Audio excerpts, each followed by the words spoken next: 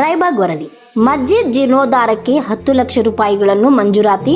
ರಾಯಬಾಗ್ ತಾಲೂಕಿನ ಕುಡ್ಚಿ ಮತಕ್ಷೇತ್ರದ ಮುಗಳಕೋಡ್ ಪಟ್ಟಣದ ಎಲಿಘಾರ್ ತೋಟ ನುರಾನಿ ಮಸ್ಜಿದಿಗೆ ಕರ್ನಾಟಕ ಸರ್ಕಾರ ವಕ್ಫ್ ಬೋರ್ಡ್ ಇಲಾಖೆ ವತಿಯಿಂದ ಮಸ್ಜಿದಿಯ ಜೀರ್ಣೋದ್ಧಾರಕ್ಕೆ 10 ಲಕ್ಷ ರೂಪಾಯಿಗಳನ್ನು ಮಂಜೂರಾತಿ ಮಾಡಿಸಿ ಅಭಿವೃದ್ಧಿ ಕಾರ್ಯಕ್ಕೆ ಕುಡ್ಚಿ ಶಾಸಕ ಶ್ರೀ ಮಹೇಂದ್ರ ತಮ್ಮಣ್ಣ ಅವರು ಶಂಕುಸ್ಥಾಪನೆ ನೆರವೇರಿಸಿದರು.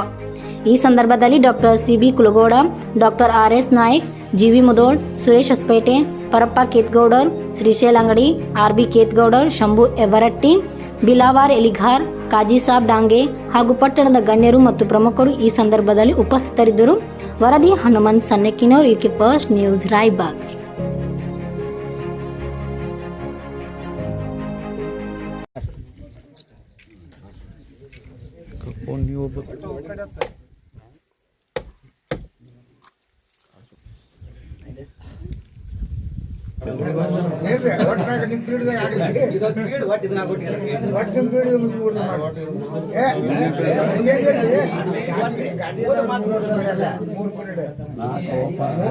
ನಡ್ಬಾರ್ಕೊಂಡು ಜಾಪ್ ಆಗಿ ಬಂದ್ರು ಮತ್ತವ್ರು 3 ಫೀಟ್ ಒತ್ತಾಟಿಗೆ ಆಗಿ ಜಾಪ್ ಆಗಿ ಬಂದ್ರು 4 ಫೀಟ್